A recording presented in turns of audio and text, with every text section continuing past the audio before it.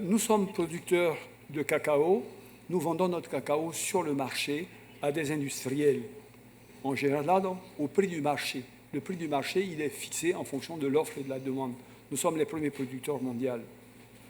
Notre combat à nous, qui a toujours été celui donc, du président Hassan Ouattara, avant lui du président Houphouët-Boigny, c'est comment faire pour rémunérer le mieux les producteurs, qui à la fin de la journée sont ceux qui accomplissent le labeur le plus dur.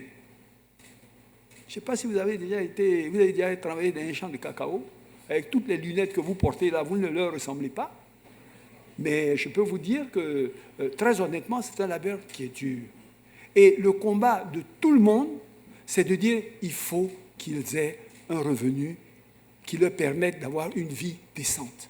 Et tous les ans, lorsqu'il faut fixer le prix aux paysans pour la campagne, comme je vous le disais tout à l'heure, le paysan se trouve vraiment dans un état qui est vraiment qui peine, parce qu'il a véritablement le sentiment que les paysans, les populations méritent mieux. Donc, s'introduit des discussions. Parce que pendant le même temps, si vous prenez, et les études et les recherches sont là, sur la filière, la chaîne de la filière cacao, entre le producteur de cacao, où on lui achète la fève, et celui qui achète le chocolat, c'est pratiquement 144 milliards de dollars. Et nous, tous les pays producteurs confondus, on n'a que 6% de ça. Et le reste, ils ont tout. Donc il y a quand même un problème.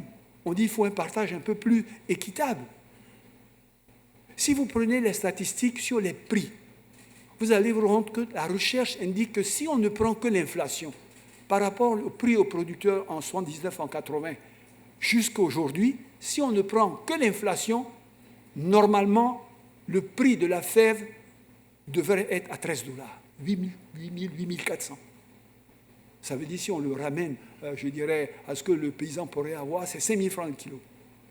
Donc, on discute avec les fournisseurs de chocolat, qui, par ailleurs, eux, ont tout le reste de la chaîne, font tout le reste du profit mirobolant.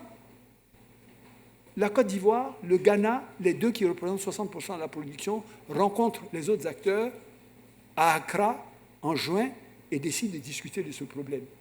Parce que si les producteurs n'arrivent pas à avoir un prix décent, c'est un problème pour nous, c'est un problème pour eux, c'est un problème de durabilité, comme on le dit. Ils s'entendent, ils disent, bon, on va désigner ce qu'on appelle un différentiel de revenus décent, qu'on va ajouter au prix du marché. C'est là, comme le prix est à 900 francs aux paysans, on dit on va rajouter 250 et c'est à ce prix-là qu'on va payer. On arrive, les gens ne veulent pas payer à ce prix. On a un problème. On leur dit, mais écoutez, là on a un problème. On s'est entendu, on ne demande pas les 5 000, on demande 250 francs. Cette année, il y a des entreprises qui ont fait 10% de profit supplémentaire sur le marché international.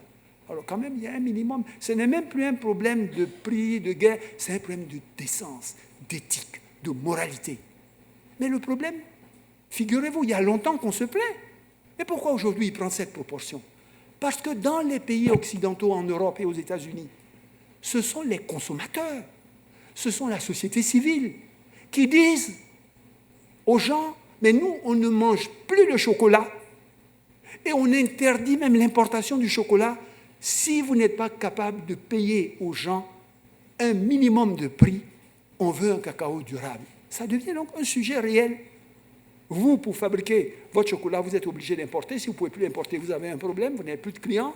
Et nous, véritablement, si le prix, je dirais, de la matière première à nos populations n'augmente pas, à un moment donné, ils vont constituer les 100% qui vivent en dessous du seuil de pauvreté. Et ce n'est pas normal pour une matière première qui contribue à 15% du PIB.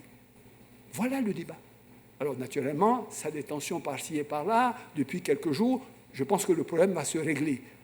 Donc, ce n'est pas un coup de gueule, c'est un cri de cœur que la filière cacao du Ghana et de la Côte d'Ivoire, je dirais, font. Et je pense que les consommateurs, eux, comprennent. Donc, à un moment ou à un autre, on va trouver un compromis intelligent pour que les populations aient un prix qui soit à la hauteur de leur rémunération. Mais la solution, ce n'est pas ça. C'est ce que nous a dit le président de la République. La solution, c'est de transformer 100% de notre cacao, première transformation sur le marché local, et puis continuer vers la deuxième et la troisième transformation.